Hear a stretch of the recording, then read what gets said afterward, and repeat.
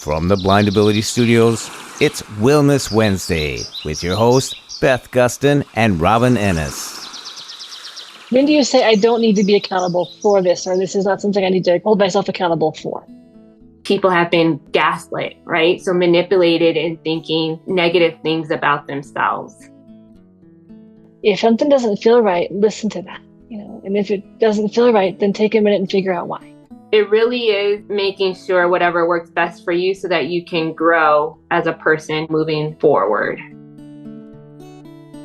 Welcome back to Wellness Wednesday. My name is Beth Gustin, a licensed professional counselor in Colorado, and I'm here with my co-host Robin Ennis, licensed clinical social worker in Colorado. And we are back today to talk about accountability. We thought accountability could be a helpful topic to discuss, given that last time we talked about there's an app for that and how to track mood and journaling and other things that you might want to track as far as mental health. And so with accountability, I think about this in a number of ways. Apps can help us stay accountable unless you're like me and you just ignore the reminders that pop up on your phone all the time. So the accountability can be better done with another person. That's just my opinion. What are your thoughts, Robin? Yeah, I agree. They say that there's a saying, accountability partner, right? So being able to hold yourself accountable, but also to having that person to give you that slight nudge, whether it be a physical person or an app to help you do that. It really is making sure whatever works best for you so that you can grow as a person moving forward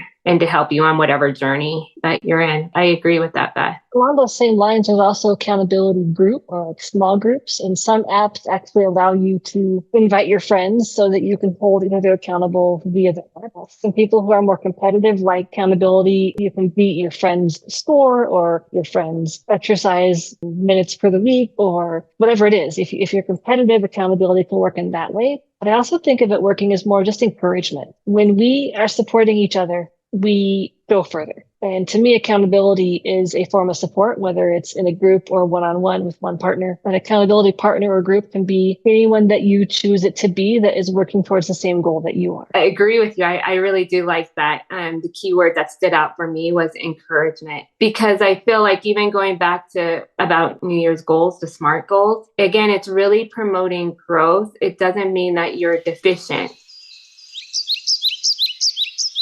I'm going to piggyback off of what you said, Beth, the last time. So I'm going to do a disclaimer that Brene Brown, she's not paying me to say this or anything like that, but I do like her talks. And so one thing that she mentioned in one of her TED Talks is that we come from a scarcity society, a scarcity point of view. And what that is that where people think that they're lacking, that's something that they're not good enough. And so with the goals that you create or the accountability that you have for whatever app that you choose, try to think of it from a growth perspective, right? An encouragement perspective, that it's not saying that something's wrong with you or that you're not strong enough or you're not good enough, but rather, how can I enhance my life? And so that's why, Beth, I just wanted to interject, because I really do like how you said the word encouragement. And I agree with everything you just said as well. And I think another way that accountability or encouragement can occur is in a support group. So I'm thinking about like some of the weight loss support groups that are out there overall can be very good accountability if you need that support. I think grief and loss groups that I have run are good accountability because not only are you with people experiencing something similar to yourself, but you kind of hold each other accountable to acknowledge your grief and give it an outlet, if nothing else, as well as help each other move forward. So I think, again, accountability can look a lot of different ways than I think that there's the way we typically think about it. Right. Yeah. Support groups is a really big one, going off the physical person or having one physical person as a support. And the reason that can help too is because it helps you gain a different perspective. It helps you step outside of yourself versus you holding yourself accountable. And so I do like having that outside network. It also can provide an outlet on what not to hold yourself accountable for. And I'm going to try not to digress too much, but, making sure that you know what you can control and what is in your control versus what's not. And so again, having that support network can help you keep things in check and have that person to go alongside the journey with. I like the direction you're going with that. Can you continue? Because I think that's actually a really good point about when not to be accountable. When do you say, I don't need to be accountable for this, or this is not something I need to hold myself accountable for? Right. I'm trying to figure out how to do that without digressing too much. So in terms of what not to hold yourself accountable for is, let's say if you do a mood tracker, holding yourself accountable for your own mood or your own behaviors versus holding yourself accountable for somebody else's actions. Like if somebody says that you're quote unquote, and this word is thrown around a lot, right? You're crazy. Well, what is the reasoning behind that person saying that? That's their thought process. And so making sure that you're not holding yourself accountable because of somebody else feels that you're that way. So really more so trusting yourself and checking in with yourself and your own needs in order to set your goals and moving forward. Does that make sense? Yes. And one thing I think about that I always tell my clients is, whose goal is it? Because if it's not your goal, you are not going to reach it, nor should you. And Yes.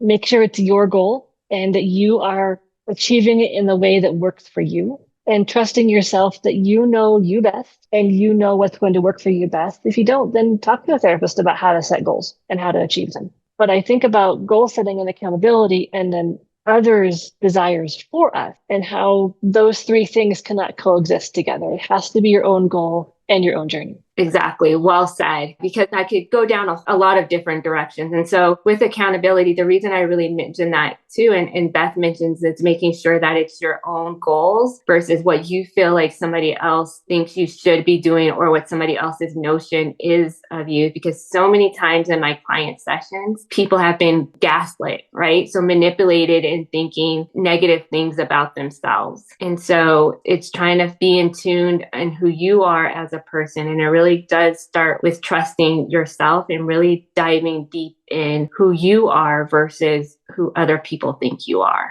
And that does take a lot of courage, and it takes a lot of strength for you to really sit down and be open with yourself and really be raw. And that's where those apps can come into play, whether it's journaling or mood tracking, and finding that trusted network of people to help you along the way. I agree with that. One last thing I want to add to that is that when you are looking for a person or a group of people to help you stay accountable, make sure those people are truly encouraging and supportive, because sometimes who we think would be supportive and help us be accountable are people that might actually be pushing us or not really meshing with us in a way that's supportive to us. That's just to feed off of what you were saying and to go back when I had mentioned gaslighting.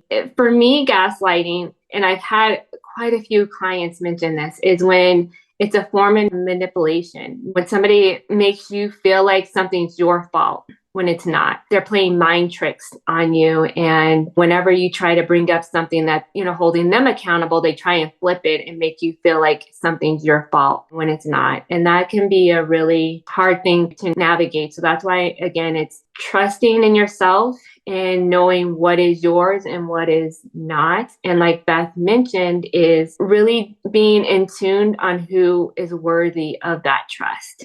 Not everybody's worthy of your trust. Not everybody's worthy to be in your inner circle. And so one way to know if somebody's worthy of that trust is going back to those grounding techniques, right? So when a client and I talk about, well, how does this person make you feel when they're around you? If they make you feel tense, if they make you feel nervous or scared, then that's a key indicator that they're not the person to be your accountability partner. They're not the person who is worthy of your trust. Anything to add, Beth, or would you agree? I agree with that. And I talk about your spidey sense. Listen to your gut, listen to your spidey sense. Does it feel right? Does it not feel right? And trust yourself. I know we've said that a lot this episode, but it really does come down to trust your gut. If something doesn't feel right, listen to that. And if it doesn't feel right, then take a minute and figure out why. When we're looking for accountability, there's no rush because we want to be successful. Yes. Maybe an acronym, and that this kind of just popped in my head, right? It's ACT. Accountability, compassion, and trust. Ooh, I like that. ACT. Yeah. It just popped in my head. So. Not to be confused with acceptance and commitment therapy or anything else, but I like that. Yes, exactly. Thank you for clarifying that. Yes. Any parting thoughts, Beth, or anything else that you want to mention before we end? No, I was going to say the same thing. I think, again, as always, if you have anything you'd like us to talk about, anything you'd like to contribute, any thoughts on this episode or any other episodes, please send us a message and we'd love to hear from you. Yes. Take care. You can send Beth and Robin a message at 612-367-6093 or by email at info@blindabilities.com. They'd love to hear from you.